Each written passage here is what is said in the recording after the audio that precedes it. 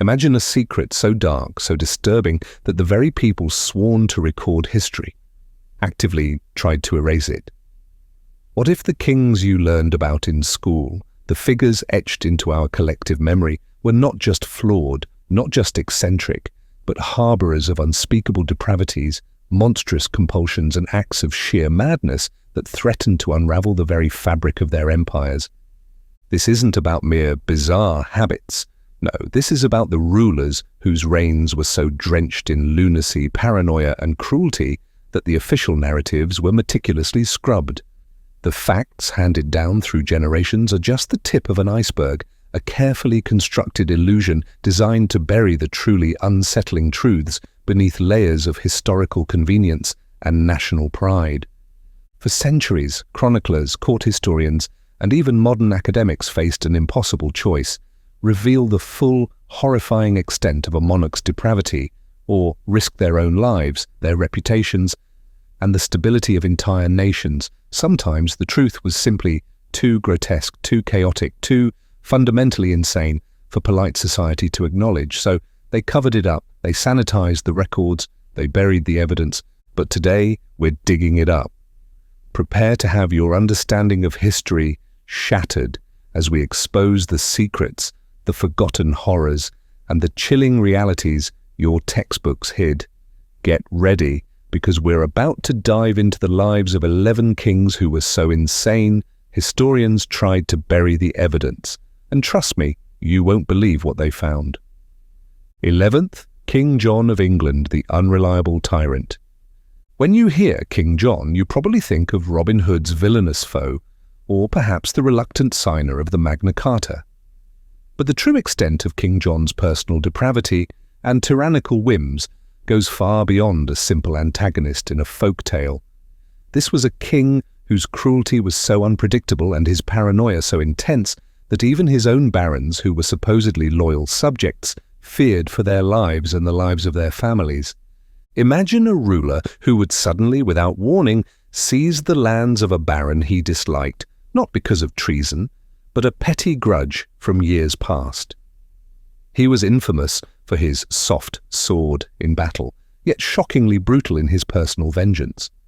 Chroniclers whisper of how he allegedly starved to death the wife and son of one defiant baron, Matilda de Braos, in a dungeon. He was known for demanding sexual favors from the wives and daughters of his nobles, using the threat of ruin and death if they refused. This wasn't just power, it was a sadistic exercise in psychological terror. But perhaps the most chilling accusation, one that history has tried to gently nudge into the shadows, is the fate of his own nephew, Arthur of Brittany. Arthur was a legitimate claimant to the throne, a constant threat to John's shaky reign. In 1203, Arthur disappeared while in John's custody. The official story was vague, perhaps a convenient escape, but the widespread belief at the time, heavily implied by various chronicles, was that John himself, in a drunken rage, had murdered the young man and disposed of his body in the Seine River. Imagine the ruler of an entire nation personally committing such a heinous act. The buried evidence angle. Why isn't this the first thing you learn about King John? Because later, English historians, particularly during the Tudor era, had a vested interest in legitimizing the English monarchy and sanitizing its past. They focused on the Magna Carta, a document forced upon him by his rebellious barons to curtail his absolute power, and framed it as a foundational moment for English liberty, effectively transforming John from a personal monster into a catalyst for constitutional reform. The emphasis shifted from his chilling sadism and personal betrayals to his role in a larger historical narrative. The gruesome details of starvation, forced liaisons, and alleged familial murder were either downplayed, attributed to rumor, or conveniently omitted to paint a less monstrous picture of a foundational English monarch protecting the legacy of the crown itself. They wanted to bury the rotter and elevate the unwitting founding father. 10th, King Charles II of Spain, the Bewitched. Now let's journey from the calculating cruelty of England to the tragic, inbred horror of the Spanish Habsburgs. We come to King Charles II, often known as El Hechizado, the Bewitched. This wasn't a nickname given out of respect or awe. It was an attempt to explain what was, to the people of his time, an utterly inexplicable and terrifying reality. Their king was a living ghost, a walking testament to generations of horrific royal inbreeding. Charles II was born with an array of severe physical and mental disabilities. He barely learned to speak before the age of 4, couldn't walk until he was 8, and his famed Habsburg jaw was so pronounced that he had extreme difficulty chewing and speaking. He suffered from epilepsy, frequent illnesses, and chronic pain. By the time he was an adult, his body was so frail, his mind so sluggish, and his appearance so grotesque that foreign ambassadors described him as looking like a corpse or a creature barely clinging to life. He himself believed he was possessed by demons, leading to desperate, futile exorcism attempts. His ultimate tragic failing, directly attributable to his genetic lottery, was his infertility, which ultimately led to the War of Spanish Succession and the end of the Habsburg dynasty in Spain. His autopsy reportedly found his heart to be the size of a peppercorn, his lungs corroded, and his body did not contain a single drop of blood. The Spanish court, desperate to maintain the illusion of a strong, divinely appointed monarchy, went to extraordinary lengths to hide the full extent of Charles's incapacities. Official documents and public appearances were meticulously managed to present a facade of royal competence. His constant illnesses, his profound physical deformities, and his disturbing mental state were attributed not to the devastating genetic consequences of generations of cousin marriages, a truth too scandalous and embarrassing for the most powerful Catholic monarchy, but to witchcraft, demonic possession, or divine curses. This allowed the court to deflect blame and maintain a veneer of control. Doctors were sworn to secrecy, and those who saw the king's true condition were encouraged to believe in supernatural explanations. The truth was too awful, too undeniable a condemnation of the Habsburgs' own pursuit of pure bloodlines, that it had to be blamed on forces beyond human comprehension. They buried the scientific reality under a mountain of superstition and religious fanaticism, hoping to preserve a crumbling dynasty's image until his dying breath. 9. Pharaoh Akhenaten, the heretic pharaoh. From the shadowed courts of Europe, we now plunge into the scorching sands of ancient Egypt, to a pharaoh whose reign was so revolutionary, so profoundly insane in its break from millennia of tradition, that succeeding rulers tried to scrub him from the very annals of time. We speak of Pharaoh Akhenaten, the father of Tutankhamun, and arguably the most radical and controversial figure to ever sit on the throne of Egypt.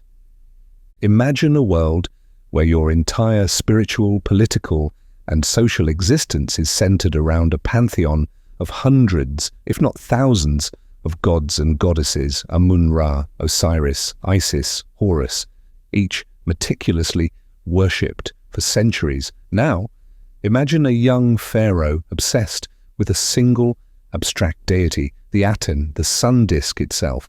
Akhenaten wasn't content with merely worshipping this god. He declared it the only god. He systematically dismantled the immense power of the Amun priesthood, closed down their temples, defaced their idols, and ordered the names of all other gods to be chiseled out of monuments across the land. This was an unprecedented religious revolution, a monotheistic zealotry unheard of in Egyptian history. But his madness wasn't confined to religion. He moved the entire capital from Thebes to a new, purpose-built city called Akhetaten, modern Amarna, forcing his people to follow. He instituted a bizarre, elongated, almost alien artistic style that depicted humans, including himself, with strange, distorted features, a stark contrast to the idealized forms of traditional Egyptian art. Was this simply an artistic choice, or did it reflect an underlying physical deformity, perhaps a genetic condition that he chose to emphasize rather than conceal? His reign was a fever dream of radical change, alienating vast swathes of his population and leaving Egypt vulnerable and unstable. The buried evidence angle. The sheer scale of Akhenaten's religious and artistic revolution was an affront to everything that defined Egyptian civilization. After his death, his successors, most notably Horemheb, and the early Ramessides undertook a systematic and brutal damnatio memoriae, a complete erasure from history. His capital city was abandoned and dismantled, its bricks reused. His temples were torn down, his statues smashed, and his name was not just chiseled out but completely omitted from king lists, as if he had never existed. For centuries, he was known simply as the enemy or the criminal of Akhetaten. This wasn't merely a change in policy, it was a deliberate, total historical abortion designed to make future generations forget he ever drew breath. Historians today are still piecing together the full extent of his reign from fragments that survived this concerted effort to bury him forever, making him one of history's great lost rulers, until modern archaeology painstakingly brought him back into the light. 8. King Louis XI of France, the Spider King. From the sun-drenched sands of Egypt, we crawl into the shadowed, conspiratorial corners of 15th century France, where a monarch spun webs of paranoia and ruthlessness. Meet King Louis XI, chillingly dubbed the Spider King by his contemporaries. This wasn't a nickname born of admiration, but out of sheer terror and a recognition of his dark, intricate political machinations. Imagine a king who trusted no one, not even his closest advisors. Louis was obsessed with control, relying more on spies, astrologers, and bizarre superstitions than on traditional diplomacy. He was notorious for his ruthless, almost pathological pursuit of power and his willingness to employ any means necessary to achieve it. He surrounded himself with a cabal of low-born, often brutal, advisors whom he could trust precisely because they owed everything to him. His paranoia was so intense that he rarely stayed in one place, constantly moving between his various strongholds. But it was his methods of dealing with perceived enemies that truly marked him as insane. Louis XI was the architect of some of the most horrific tortures of his era. He famously employed the filette, or king's daughters, iron cages so small that a person could not stand or lie down, leaving them to slowly die from exposure and exhaustion. He built oubliettes, subterranean dungeons from which prisoners were literally forgotten. Nobles who dared defy him would disappear without a trace, their fates left to terrified whispers. He maintained a chilling silence about their disappearances, letting the unknown fate amplify the fear of his absolute power. This wasn't merely justice, it was a psychological weapon wielded by a mind deeply unsettling in its ruthlessness. The buried evidence angle. Why are the full, gruesome details of Louis XI's reign often glossed over or euphemized in historical texts? Because chroniclers and writers of his era, and even immediately after, feared him too much to commit his true horrors to paper. To openly condemn the Spider King while his network of spies and torturers were still active was a death sentence. Many records were either carefully worded to avoid direct criticism or simply omitted the most brutal aspects of his rule. The true suffering he inflicted was often passed down through fearful oral traditions and private letters, rarely making it into official royal chronicles. Later historians trying to portray a unified and powerful French monarchy often focused on his political successes in consolidating royal power, downplaying the dark, sadistic methods he employed. They buried the personal sadism beneath the narrative of his state-building, sanitizing the image of a monarch whose legacy was literally built on the screams of those he forgotten in his dungeons. 7. King George III of the United Kingdom, the Mad King's Secret.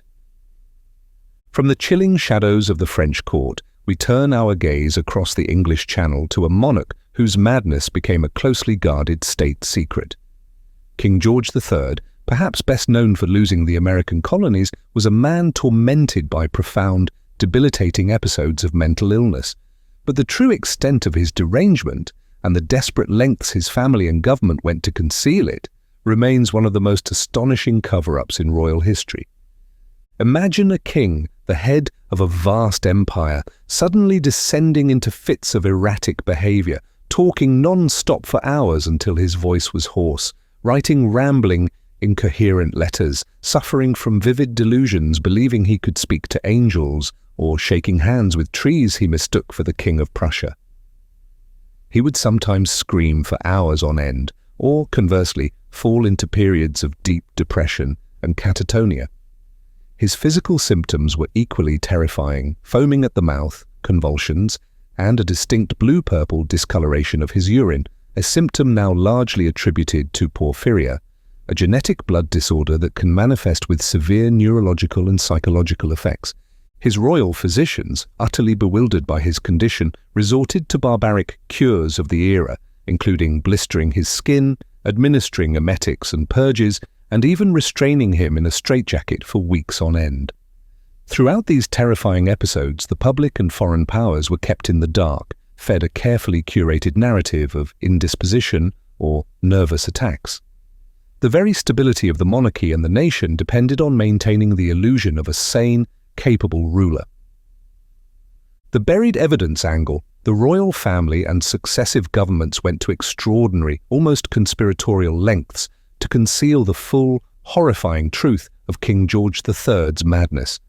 Medical reports were not just private, they were fiercely classified, locked away, and only surfaced many decades later. Public appearances were meticulously managed, often cancelling events or producing carefully staged, brief glimpses of a recovering king. Rumours of his erratic behaviour were fiercely suppressed, and any public discussion of his mental state was treated as an act of disloyalty. The fear of a constitutional crisis, a regency, or worse, the complete erosion of public trust in the monarchy, drove this desperate historical cover-up. They buried the raw, terrifying reality of a monarch's descent into madness beneath a carefully constructed facade of dignity and stability, hoping that by controlling the narrative, they could control the future of the British crown itself.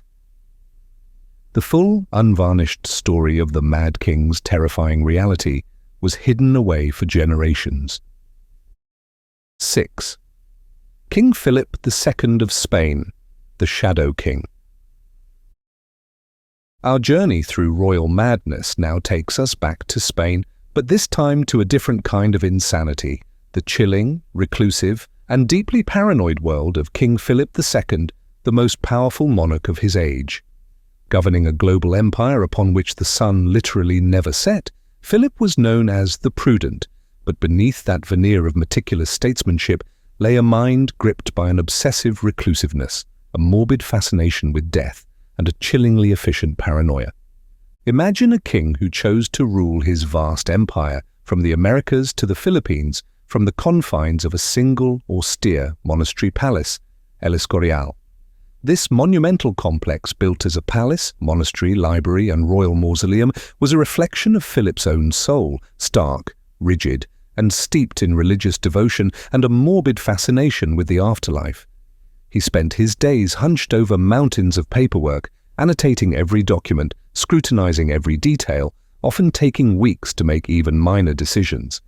This wasn't merely diligence, it was a deeply ingrained reclusiveness bordering on agoraphobia, a preference for the silent, shadowed corridors of his palace over the vibrant world he ruled.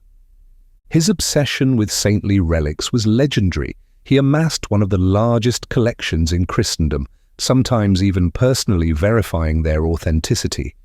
This fascination bled into a deep-seated paranoia, leading him to rely heavily on the Spanish Inquisition to root out perceived heresy and dissent, even against his own family members.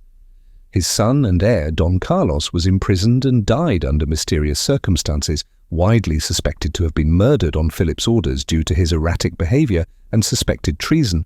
This wasn't just statecraft, it was a solitary, morbid existence dictated by an internal world of shadows, suspicion, and a chilling devotion to a rigid, often brutal interpretation of divine will. Philip II's reign was characterized by an intense, almost impenetrable secrecy. His governing style was one of absolute control, exercised from behind closed doors, leaving little direct evidence of his most brutal or obsessive acts. The workings of the Inquisition, his personal decrees, and the fates of those who disappeared were often shrouded in official silence or simply attributed to reasons of state. Many of his most chilling decisions, like the imprisonment and death of his son, were carried out with such discretion that historians still debate the precise facts and motivations due to the lack of transparent records. Contemporary chroniclers and courtiers, steeped in the culture of secrecy and fear that pervaded his court, rarely dared to openly question or record anything that might displease the Shadow King. The true motivations behind his extreme reclusiveness, his chillingly detached cruelty, and the inner workings of his paranoid mind remain largely speculative, precisely because he deliberately fostered an environment where such truths were kept hidden from the light, making his reign a puzzle of carefully buried intentions and outcomes. 5. Vlad the Impaler, the Prince of Horrors. From the meticulous, shadowy chambers of Spain, we descend into the blood-soaked valleys of 15th century Wallachia to a ruler whose name has become synonymous with unimaginable cruelty. Vlad III, Prince of Wallachia, famously known as Vlad the Impaler. His very existence feels like a nightmare, a historical figure so steeped in sadism that even his contemporaries struggled to comprehend the depths of his madness. Imagine a prince whose preferred method of execution wasn't merely beheading or hanging, but the slow, agonizing process of impalement. He wouldn't just kill his enemies, he would install vast forests of the impaled outside his castles, where thousands of victims, soldiers, villagers, even foreign envoys were left to writhe in agony for days, their dying screams carried on the wind. One particularly chilling account describes him dining amidst these impaled bodies, dipping his bread in the blood of his victims. His brutality wasn't just punishment, it was psychological warfare, a grotesque art form intended to instill absolute, crippling terror in anyone who dared oppose him or simply crossed his path. His cruelty knew no bounds.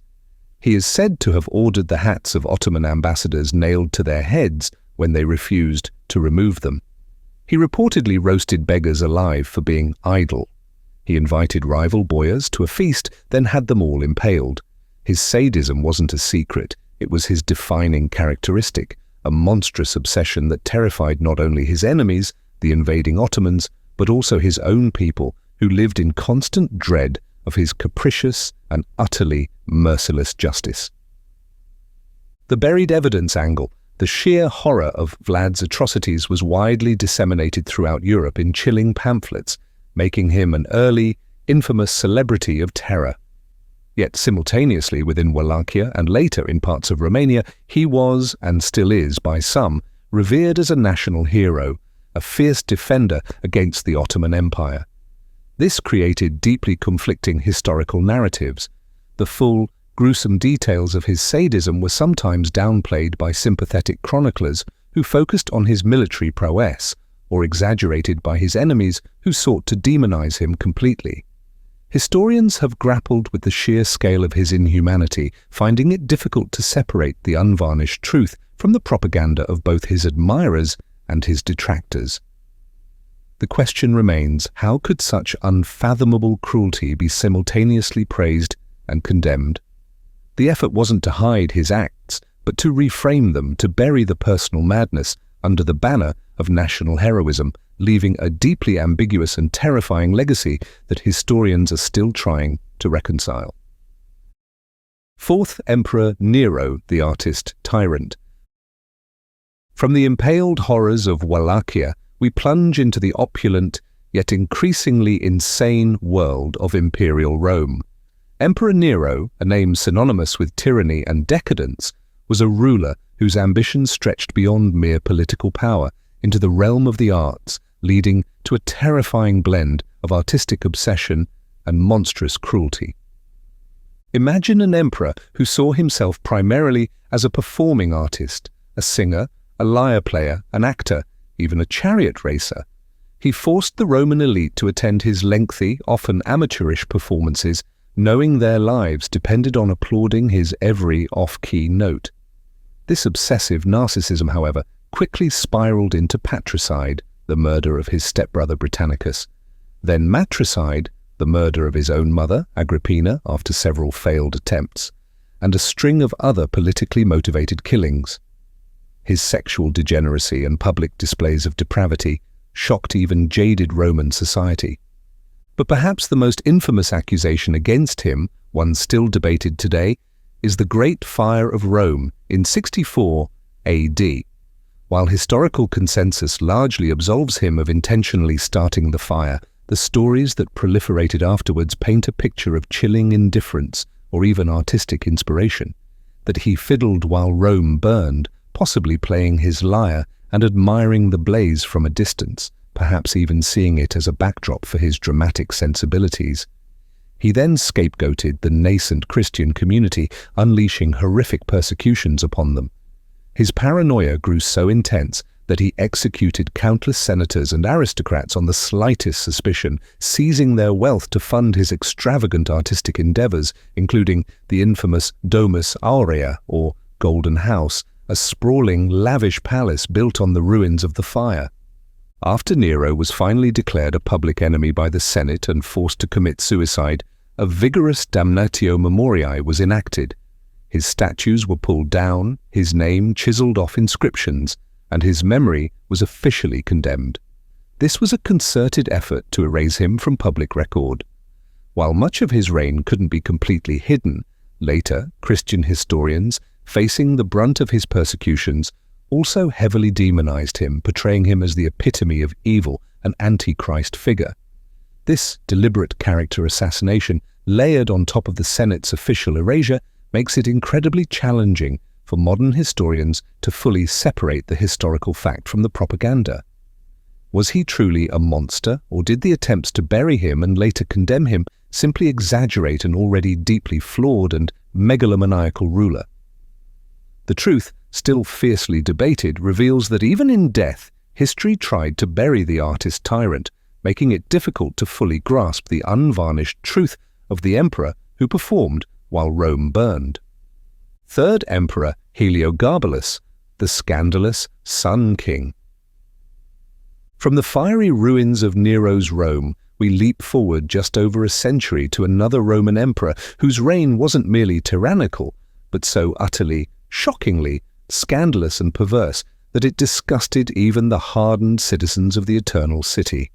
Enter Emperor Heliogabalus, the scandalous Sun King, a teenage ruler whose brief 4-year reign was a bewildering, depraved assault on every Roman tradition and sensibility.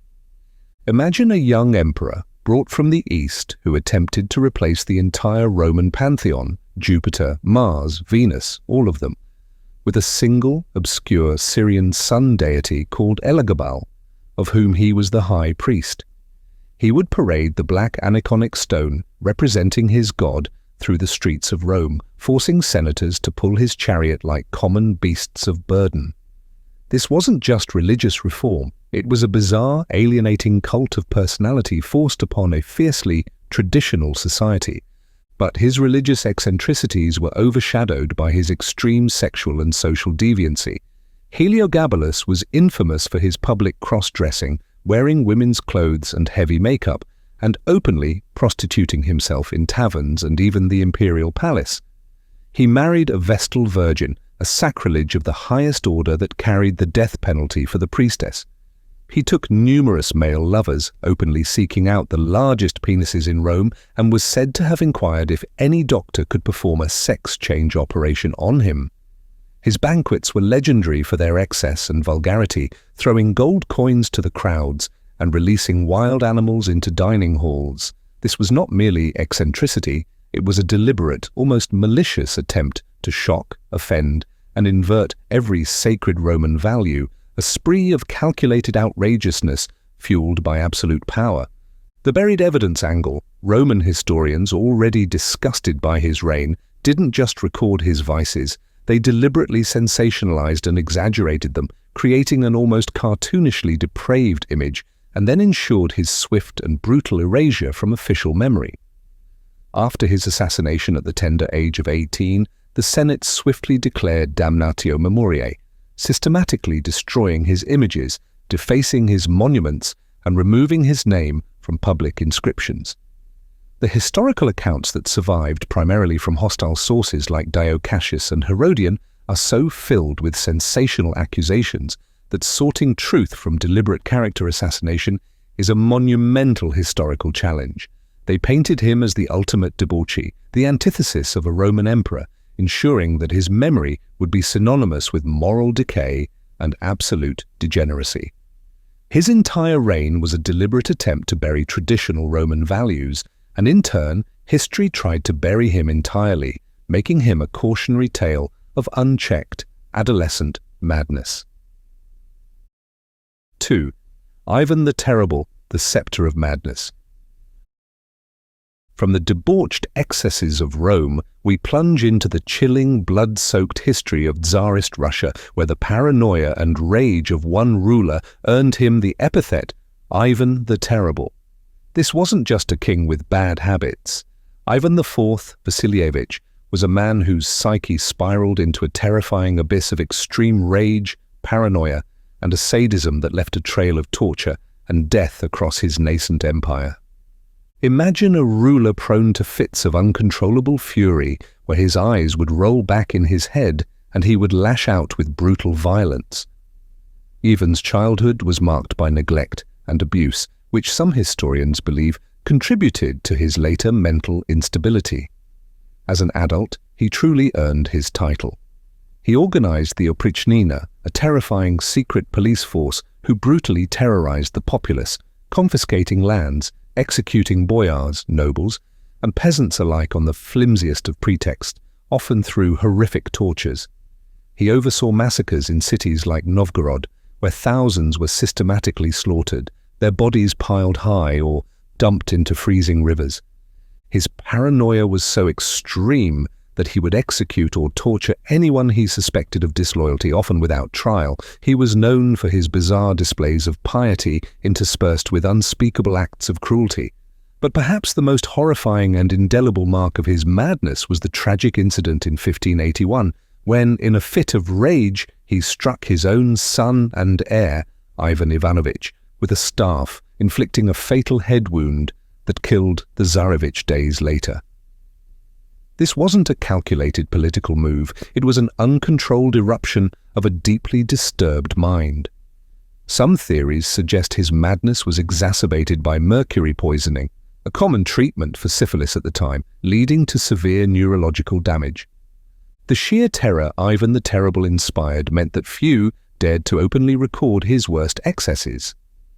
Chroniclers, fearing for their lives, often sanitized their accounts, carefully omitting or euphemizing the horrific details of his purges and personal cruelties. Official documents were vague, attributing massacres to divine wrath, enemy plots, or simply avoiding direct blame on the Tsar himself. Many atrocities were simply swept under the rug, making it incredibly difficult for later historians to fully reconstruct the true scale of his personal sadism and the exact role of his declining mental state. The historical narrative of Ivan often focuses on his state-building and expansion of the Russian Empire, effectively shrouding the personal, terrifying madness beneath a veneer of imperial strength. His legacy was intentionally shrouded in fear and silence, forcing historians to painstakingly piece together the truth from fragmented and often self-censored accounts, trying to uncover the extent of the terror he truly unleashed. 1. Emperor Caligula, the god incarnate of mayhem. We have traversed realms of inbred frailty, paranoid cruelty, and shocking sadism, but no ruler encapsulates the terrifying depths of absolute power combined with absolute madness, quite like the man who sits at our number one spot, Emperor Gaius Julius Caesar Augustus Germanicus, better known as Caligula. His brief 4-year reign was so utterly defined by self-deification, extreme sadism, perverse sexual acts, and open contempt for everyone around him that even the jaded Romans who had witnessed Nero were shocked. He was so insane they tried to bury him entirely. Imagine an emperor who truly believed he was a living god, not just a divine ruler. Caligula would appear in public, dressed as various deities, demanding worship. He engaged in open, incestuous relationships with his sisters, parading them as his wives. His sadism was legendary. He enjoyed watching tortures, often in the midst of banquets, and he would order arbitrary executions for the slightest slight, sometimes for no reason at all, simply for the pleasure of it. He once famously wished that the Roman people had but one neck, so he could behead them all with a single stroke. His contempt for the Senate was boundless. He threatened to appoint his favorite horse, Incitatus, as a consul, a blatant mockery of Rome's ancient institutions. He built a bridge of boats across the Bay of Baiae, only to ride across it in elaborate triumph, proving his divine power over the sea. His bizarre antics, coupled with his terrifying unpredictability, plunged Rome into a state of perpetual fear. Was it simple depravity or a chilling, calculated performance designed to strip away all sense of normal human decency and expectation? Either way, his reign was pure, unadulterated mayhem, a testament to what happens when unchecked power falls into the hands of a truly broken mind. The buried evidence angle. After Caligula was finally assassinated by his own Praetorian Guard, the Roman Senate immediately enacted a furious damnatio memoriae. This wasn't just a political act, it was a desperate attempt to literally delete him from existence. His images were defaced, his statues thrown into the Tiber, and his name chiseled off every inscription. Much of what we know about Caligula comes from hostile accounts written after his death, particularly by historians like Suetonius and Dio Cassius, who delighted in recounting his most outlandish and perverse acts. While this naturally makes it a challenge to verify the most extreme claims, separating sensationalism from truth, the sheer consistency of these reports, despite the attempts at suppression, suggests a baseline of truly unfathomable depravity. They tried to bury him completely to pretend he never existed, but the sheer scale of his madness ensured that even in fragments, the chilling truth of Emperor Caligula could not be entirely forgotten. He was so insane, so utterly monstrous, that history's first instinct was to consign him to oblivion. Conclusion, approximate. 350 words. We've now journeyed through the darkest corners of history, pulling back the veil on the reigns of 11 kings and emperors whose madness was so profound, so utterly terrifying, that those who recorded history tried to bury the evidence. From King John's sadistic whims and Charles II's tragic, inbred decline, to Akhenaten's revolutionary zealotry and Louis XVIII's paranoid tortures, we've seen how power, unchecked and unhinged, can warp the human mind. We've witnessed the desperate cover-ups of George III's illness, the chilling reclusiveness of Philip II, and the horrific sadism of Vlad the Impaler. And finally, the monstrous excesses of Nero, Heliogabalus, Ivan the Terrible, and the utterly depraved Caligula. What binds these rulers, beyond their crowns and their kingdoms, is a chilling truth.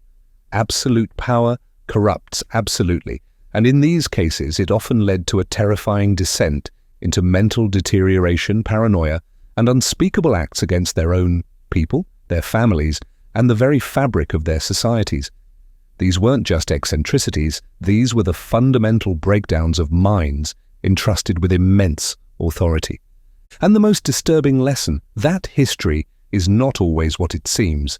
Sometimes the most shocking, the most depraved, and the most unbelievable truths are the ones deliberately kept from us, concealed by those who feared the consequences of revealing too much. Historians, chroniclers, and powerful institutions have, for centuries, played a role in sanitizing the past, often to protect a legacy, a nation's pride, or simply because the truth was too monstrous to bear. But now you know. You've seen the secrets they tried to hide. It begs the question, if they tried to bury this, what else are they keeping secret? If this deep dive into history's forgotten horrors shocked and intrigued you, make sure to hit that like button, share this video with a friend, and let us know in the comments which king's buried secret shocked you the most. And don't forget to subscribe for more uncovered history, because there's always more truth lurking beneath the surface.